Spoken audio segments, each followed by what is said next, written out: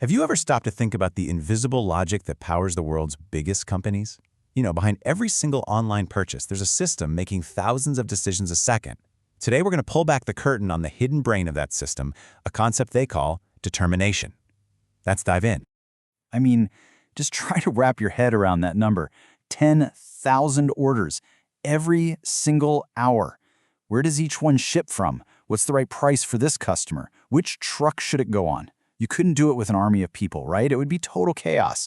So how on earth did they pull it off?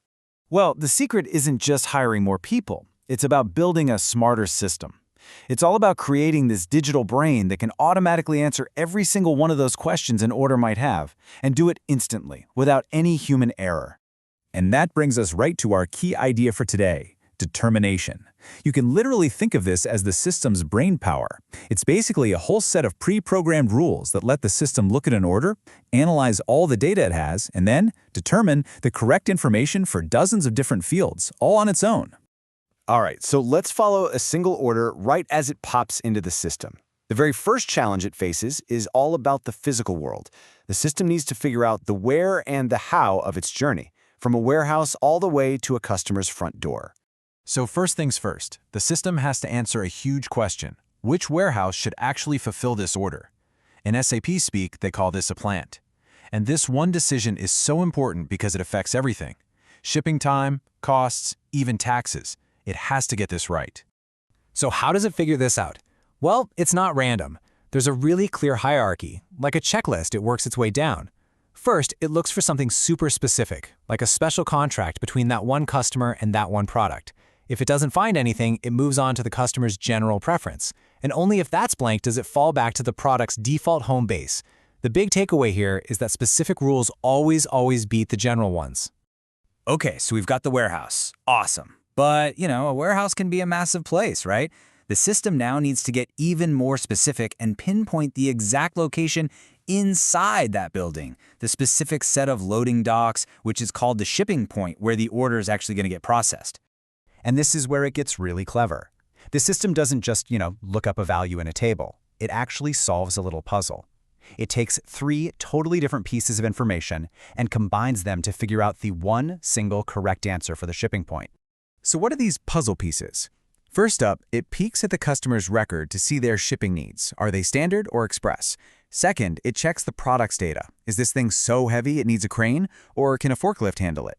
And finally, it grabs the warehouse location, the plant that we just found. You click those 3 pieces together, and bam, you've got your shipping point. Okay, so we know where it's leaving from, and even the exact loading dock. What's left? The journey itself. The system now has to figure out the best way to get from point A to point B by automatically calculating the transportation route. And you guessed it, to find that perfect route, the system plays Puzzle Master again. It grabs several factors: the departure zone of our warehouse, the destination zone from the customer's address, the shipping needs we already know about, and one new piece of data, the product's transportation group, which kind of describes how it likes to travel, say on pallets or maybe in a liquid tank. Put those 4 pieces together, and the route is determined in a fraction of a second. So, the physical journey is all mapped out. But wait, the system also needs to understand the nature of the thing it's selling.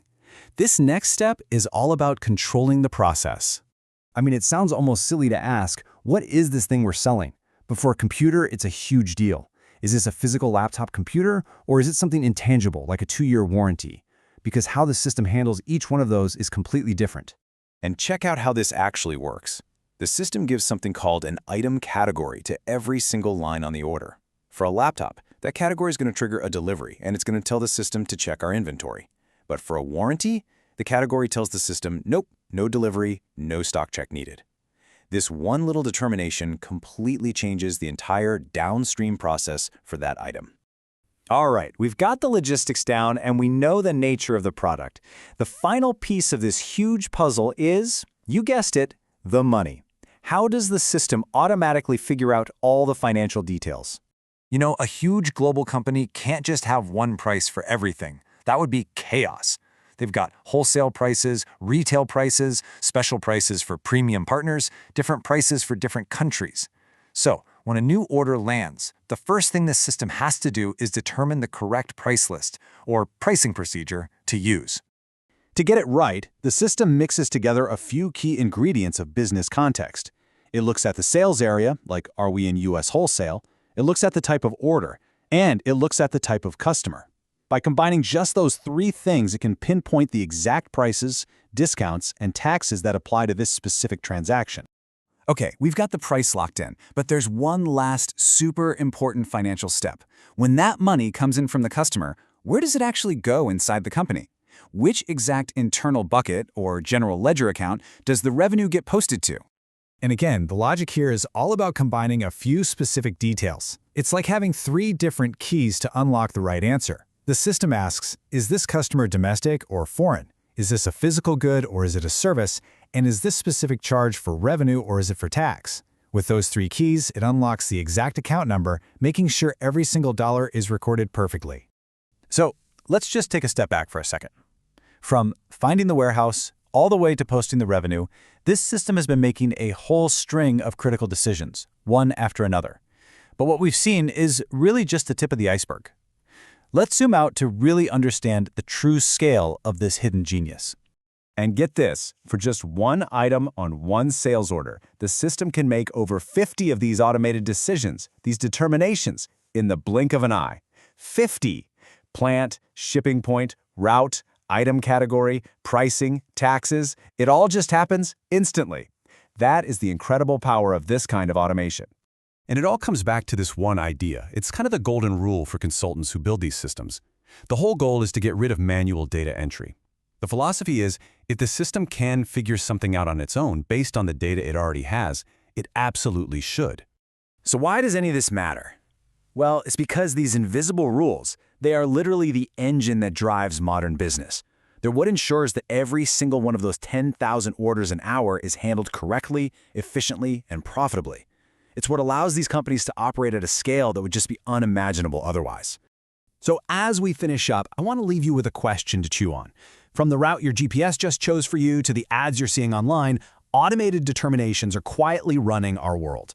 So the question is, what invisible rules are making decisions for you right now?